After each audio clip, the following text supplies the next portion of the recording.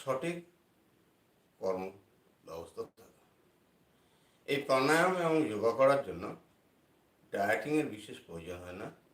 শুধু একটি রেস্ট্রিকশন, শুধু প্রাণায়াম বা যোগা নয়, সুস্থভাবে বেঁচে থাকার জন্য স্মোকিং ত্যাগ করা। আর কোনো রেস্ট্রিকশন নেই, স্মোকিং কোনোভাবে চলবে না।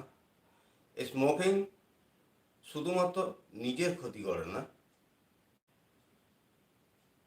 পরিবারে যত ব্যক্তি আছে, আপনি যদি বাইরেও স্মোকিং করে আসেন, নিঃশ্বাস প্রশ্বাস দিয়ে যে স্মোকিংয়ের গ্যাস নির্গত হয়, প্রত্যেকটা ফ্যামিলির প্রত্যেকটা সদস্যকে এফেক্ট করে লাংসে।